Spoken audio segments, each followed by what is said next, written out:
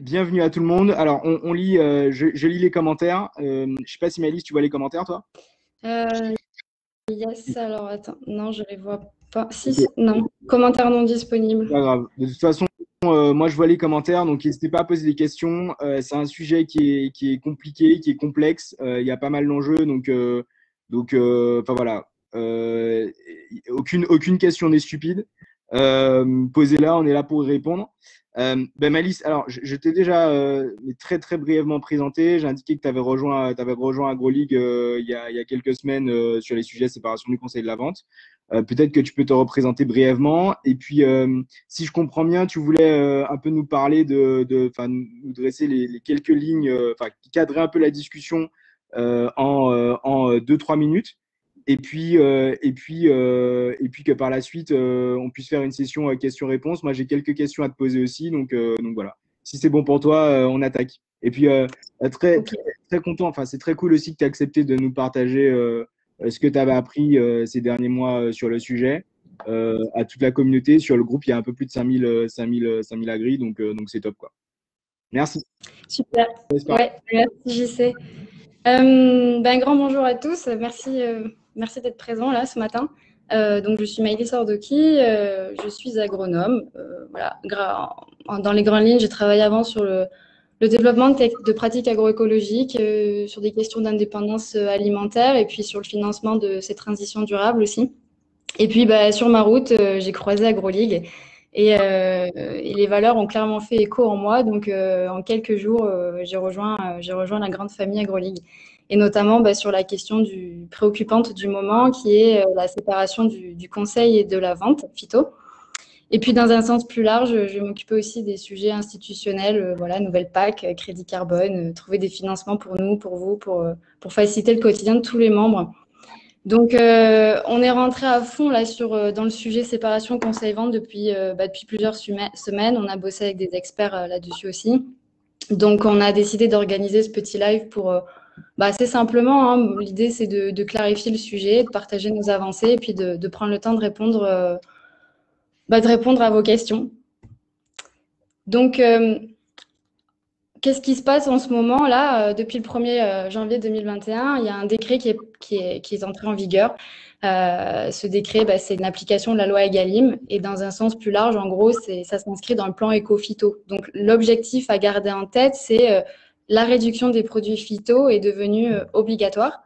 Et pour ça, ils ont séparé la vente produits phyto et conseils. En fait, ça devient deux activités incompatibles. Bon, il y a des petites nuances au niveau du conseil, on va le voir, on va le voir. Ça veut dire qu'en fait, certains acteurs type coop, négoce, chambre d'agriculture, AgroLeague par exemple, ont passé ou vont passer un agrément pour soit être vendeur, soit être conseiller. Et ça, en quoi c'est important pour l'agri, en quoi c'est important pour toi, c'est parce que tu vas avoir besoin en fait des deux pour deux choses différentes. Tu vas avoir besoin d'un conseiller agréé parce que c'est le seul à pouvoir réaliser les deux conseils stratégiques que tu vas avoir besoin, qui sont obligatoires pour renouveler ton certificato. Avant, tu renouvelais ton certificato comme tu avais l'habitude de faire. Maintenant, tu as besoin de deux conseils stratégiques sur la période des 5 ans de renouvellement de certificato pour pouvoir le renouveler à terme. Pour ceux Donc, une fois que tu as ton certificato, que tu peux le renouveler, tu peux aller voir tu vas acheter un produit phyto, tu vas voir un distributeur. Et lui, il a un devoir d'information qu'on appelle aussi un conseil de sécurité, en gros. Ça veut dire qu'il peut te conseiller sur les EPI, les doses qui sont prévues pour pour ce produit phyto. Mais ce n'est pas un conseil qui est valide pour renouveler le certificato. Voilà. Donc, en gros, toi, tu vas devoir passer un conseil stratégique, donc deux conseils stratégiques, sur une période de 5 ans, et ils doivent être espacés de 2 à 3 ans. Et en gros, qu'est-ce que c'est? Ça va répondre à la question quelle stratégie de protection intégrée des cultures je veux mettre en place ou je veux améliorer. Voilà. Donc, c'est assez global, c'est à l'échelle de l'exploitation ou des systèmes de culture. Quelle orientation tu veux donner dans un objectif de réduction phyto, quoi. Donc, il y aura un premier conseil stratégique qui va être basé sur un diagnostic global de l'exploitation. C'est pas un audit ultra précis, c'est vraiment avoir les grandes lignes, analyser les grandes lignes. Par exemple, quel matériel tu as à disposition pour remplir ton objectif. Tu vois, si tu veux réduire tes phytos, on va aller regarder comment tu es équipé en termes de pulvérisation, quoi. Voilà. Et ensuite, après ce diagnostic, il va servir en fait à mettre en place des recommandations, un plan d'action avec des leviers agronomiques à mettre en place en priorité. Il peut y avoir de la recommandation en curatif du phyto, mais il va falloir justifier l'importance, les substances, les doses. Tout ça, c'est écrit, archivé, contrôlé. Voilà. Mais il faut avoir en tête qu'en fait, c'est une co-construction avec l'agronome et il va prendre un peu la forme en fonction de l'objectif de l'agri, quoi. Si tu veux changer d'ITK, si tu veux réduire une dépendance particulière à un phyto, voilà. Et ensuite, 2 ou 3 ans après ça, tu vas avoir un conseil stratégique numéro 2 où en fait, on va suivre voilà, comment ça a évolué, comment tu as pu mettre en place pendant ces 2 ou 3 ans. On va regarder l'évolution des indicateurs type IFT, faire un bilan de quels freins tu as rencontrés, les limites, où est-ce que tu as galéré, et puis des propositions d'amélioration en fait. Voilà. Et à la suite de ça, tu pourras donc à terme, à la date de fin de validité de ton certificat, présenter ces 2 conseils stratégiques et le renouveler. Et bon, il y a des exceptions, comme dans le Becherel. Ceux qui sont niveau 3 HVE, donc haute valeur environnementale, ceux qui sont en bio, ceux qui sont en conversion bio et ceux qui utilisent uniquement des produits de biocontrôle ou des substances de base ou à faible risque, sont exemptés de ces conseils stratégiques. Dites-nous, hein, si c'est le cas et si vous voulez qu'on rentre dans les détails des exceptions, dites-nous s'il y a des membres du groupe qui sont en HVE3, mentionnez-le. D'ailleurs, ça peut être super intéressant d'avoir des retours d'expérience sur le sujet. Donc voilà, n'hésitez pas. Il y a HP Malice. Je peux prendre les questions rapidement. Il y a HP qui a posé une question. Oui. Pour un certificat à renouveler en 2022, est-ce qu'on doit déjà faire un conseil stratégique? Ouais, alors j'allais y venir. Alors non, en fait, non. Tous ceux qui doivent renouveler leur certificat entre 2021 et 2023, il n'y a pas besoin de conseil stratégique. Tu le renouvelles comme tu as envie. Par contre, comme tu as envie, comme tu as l'habitude de faire, pardon. Par contre, si tu le renouvelles là en 2022, comme tu avais l'habitude, tu vas devoir le renouveler en 2027. Et là, en 2027, ça s'applique. Ça veut dire que tu vas devoir mettre en place 2 conseils stratégiques d'ici 2027. Ok, HP, ça répond à ta question. Dis-nous dans le chat si tu veux une précision. On peut aller plus en détail si tu veux. Malice, tu voulais continuer sur la présentation globale? Oui, ou si d'autres questions. Ok. Moi, j'avais une question d'Olivier sur est-ce qu'on doit obligatoirement avoir en conseil une recommandation avant d'utiliser un produit avec une AMM? Non, alors en fait, tu es libre d'acheter les produits que tu veux. Tu es complètement libre et tu n'as pas besoin. Oui, tu es libre d'acheter les produits que tu veux. C'est pas parce qu'il y a écrit ça sur le conseil que tu dois acheter ce produit en particulier. Ok. Par contre, oui, si tu es en bio, tu n'as pas besoin de passer ton conseil stratégique pour renouveler le certificat. Ok, ça marche très clair, Malice. Concrètement, est-ce que tu peux nous récapituler les différentes étapes? Donc, en gros, qu'est-ce que ça, tu vois, concrètement, comment l'agri va devoir procéder? Moi, comment je dois procéder sur ces différents conseils? Alors, comment tu vas devoir procéder? En gros, pour ceux qui renouvellent le certificat entre 2021 et 2023, il n'y a pas besoin de ces conseils stratégiques. Vous le renouvelez comme vous aviez l'habitude de faire. Par contre, pour le prochain renouvellement, il va y avoir les 2 conseils stratégiques à passer. Ça veut dire, par exemple, que si tu renouvelles en 2021, si tu renouvelles en 2021, tu vas devoir, on va le faire à l'envers en fait. Si tu es en 2020, si tu dois renouveler la date de fin de validité du certificat, c'est 2026. Tu vas devoir passer le dernier conseil stratégique, donc le numéro 2, entre 2 et 9 mois avant la fin de cette validité. Donc, on va dire 2025. Là, tu passes un conseil stratégique numéro 2. Tu as 2 ou 3 ans avant, tu vas placer ton conseil stratégique numéro 1. Donc, 2025, ça fait 2023 ou 2022. En gros, tu vas devoir passer un conseil stratégique 1. Et tu as 3 mois avant, par exemple, si tu le fais en mars 2023, en janvier 2023, tu vas devoir mettre un diagnostic. Il y a une date, c'est valable 3 mois le diagnostic. Voilà. Ok, ça marche. Et Mélisse, donc tu nous parles du conseil stratégique. Tu peux nous parler un peu du conseil spécifique parce qu'il y a 2 types. Donc, est-ce que tu peux on peut rentrer un peu dans le détail du conseil spécifique, quoi. Ouais. Alors, le conseil spécifique, c'est donc les conseillers qui sont agréés. Ils sont agréés pour faire du conseil.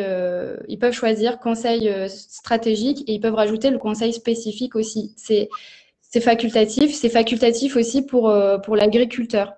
Vous n'êtes pas obligé de faire un conseil spécifique. Ça reprend en fait un peu le conseil de préconisation qui existait, mais avec une orientation et une priorité sur des méthodes alternatives pour lutter contre les bioagresseurs. En fait, ça part d'une observation au champ, soit par l'agri, soit par l'agro. Ça peut être fait en individuel ou en groupe. Il n'y a pas besoin, tu peux le faire de ton côté, mais tu peux, si tu veux un avis complémentaire, le faire avec un conseiller agréé pour répondre à cette problématique-là, quoi. Il peut y avoir une recommandation de produits phyto, et là encore, il va falloir justifier l'importance de ce produit, de cette substance, de la dose, superficie, Ouais. etc.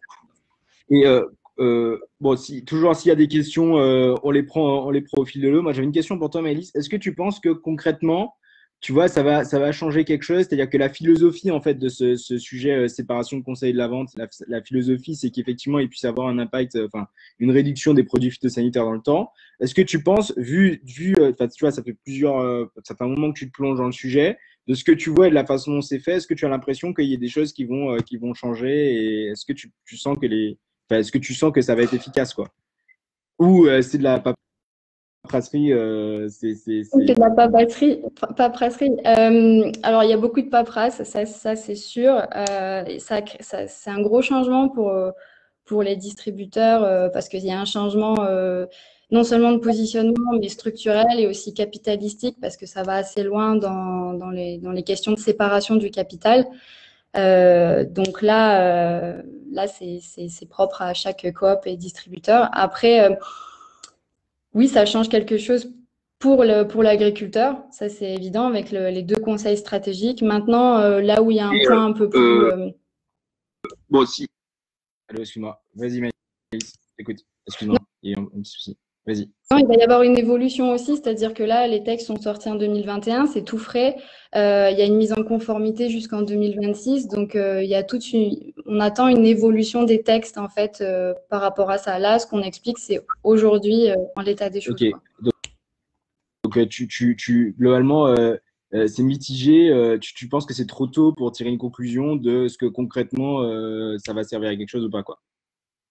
Par rapport aux objectifs 2020, de réduction de 50% des phytos d'ici Exactement. 2025,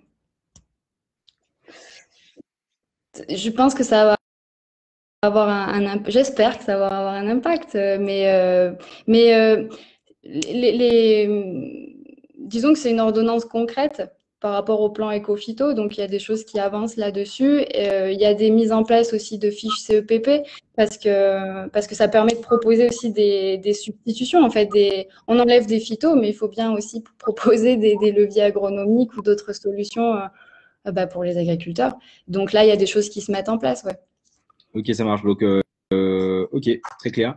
Est-ce que justement, tu parlais des agros, des conseillers indépendants, est-ce que ils peuvent vendre des produits autres que des produits phyto? Oui, les conseillers indépendants peuvent, selon leur positionnement, ça fait partie des certifications, ils peuvent vendre par exemple, pas des produits phyto, mais des engrais par exemple. Ok, ça marche très clair. Bon, est-ce qu'il y a d'autres questions dans le chat? Je sais pas, Paul, il me semble que tu avais des questions. Paul, HP, Thierry, s'il y a des questions spécifiques, on les prend. Sinon, Malice, est-ce que tu penses qu'il y a autre chose sur lesquelles qui serait intéressant de partager? Mais non, après, Paul avait demandé plus de questions sur le contenu des diagnostics ou des conseils stratégiques. Est-ce que les éléments de réponse que je t'ai donnés suffisent? Est-ce qu'il y a d'autres précisions? Ok, sachant qu'on va aussi, juste pour informer tout le monde, on va aussi faire un espèce de, ouais, un article de blog sur le sujet qu'on va partager sur Facebook. Voilà, peut-être que, je sais pas si Sarah, tu peux le mettre, on va le partager sur Facebook et aussi par mail. Sarah, si tu veux mettre un lien pour que les personnes qui n'ont pas, quand on n'a pas le mail, puissent le recevoir, ça peut être cool. Et petite question, Maëlys aussi, on n'a pas parlé sous. Combien ça coûte pour la grille? Alors là, les textes estiment un coût entre 500 et 2000 euros pour un conseil. Ok. Sachant que juste pour les membres de la Ligue qui se posent la question, c'est complètement inclus dans l'adhésion, donc ça ne changera rien pour eux. Mais globalement, donc tu disais 500. Entre 500 et 2000 euros, ouais. Après c'est des pistes, c'est-à-dire que chacun sur le marché pourra placer son offre. Ok, Voilà. ça marche. Et du coup, la séparation, donc il y a Laurent, il y a deux questions, Laurent et HP, des membres de la Ligue. La séparation du conseil de la vente devrait-elle faire baisser le prix des phytos? Question agroéconomiste. Je pense. Je pense. Parce que, premier point, en fait, le conseil était inclus quelque part. Le conseil de préconisation était inclus dans le prix du phyto. Donc, peut-être que certaines coop ou négoces vont revoir cette stratégie, quoi. Et donc réduire le prix phyto. Ce qui peut se passer aussi, c'est peut-être que ça va diminuer à court terme, mais réaugmenter à un peu plus long terme aussi, Sachant, selon. ouais, sachant que la majorité des COP ont choisi la vente. Donc, tu peux te dire que c'est là où elles, enfin, potentiellement gagnent le plus de sous. Donc, peut-être qu'elles vont pas vouloir rogner sur leur marge, quoi. Et effectivement, elles faisaient de la marge parce que le coût de la recommandation, en tout cas du conseil, était inclus dans la vente. Mais peut-être que ça va finalement pas changer grand-chose, quoi. En tout cas, sur le prix vidéo. On espère que ça Après, change. On espère évidemment. après, c'est en interne, ils vont développer d'autres positionnements, d'autres stratégies, rechercher d'autres valeurs ajoutées. Là, on le verra d'ici 2026, comment chacun va se positionner là-dessus. Et pour eux, c'est un gros changement, hein. Ok, ok. Très clairement. En Et plus, au niveau des textes, si tu veux, il y a des réglementations bien plus strictes et précises sur les publicités phyto, sur l'approvisionnement phyto, voilà, il y a des réglementations assez strictes sur certains points, quoi. ok. Et question d'HP. Donc, est-ce que Agroli va faire du conseil stratégique? Oui. En fait, l'objectif, c'est pas que, enfin, on est au service des membres et du coup, l'objectif, enfin, c'est que les membres puissent avoir ce conseil stratégique et pas besoin de faire d'autres démarches. Donc, oui, tout va être inclus pour les membres, pas de souci. Euh, les, Le roi qui dit que théoriquement, les COP ne gagnent pas et elles redistribuent à leurs adhérents, effectivement, c'est de la théorie. Euh, y aurait-il, alors il y a Aurélien qui demande, y aurait-il une augmentation des conseillers agro sur le marché de l'emploi et une émergence des conseillers privés? Oui, Euh, je pense. Pardon, tu voulais dire un truc, je sais. vas-y, Maëlys. Oui, je pense que d'ici quelques années, il va y avoir un petit boom de conseillers agro et Mm, ouais, un petit Big Bang. ouais. Non, c'est possible, Aurélien, effectivement. Je rejoins Maëlys là-dessus, c'est possible. Nous, il y a dans la ligue, bah, dans le groupe, il y a des agros, enfin, il y a il y a des agros qui sont au service des membres. Effectivement, c'est un besoin, ça fait gagner du temps, ça fait éviter des erreurs. Donc ouais, clairement quoi. Nous, on sent qu'il y a une grosse, il y a une grosse, il y a une grosse demande quoi.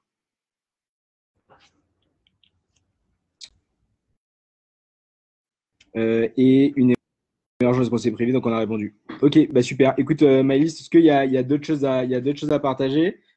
AgroLeague est-il certifié pour faire du conseil spécifique? Aurélien, AgroLeague, comme j'ai dit tout à l'heure, ouais, on est au service des membres et c'est une demande, donc on s'aligne là-dessus. Donc effectivement, l'objectif, c'est que les membres n'aient pas de paperasse à aller faire ailleurs et qu'on puisse gérer tout ça. Donc conseil spécifique, conseil stratégique, aucun souci.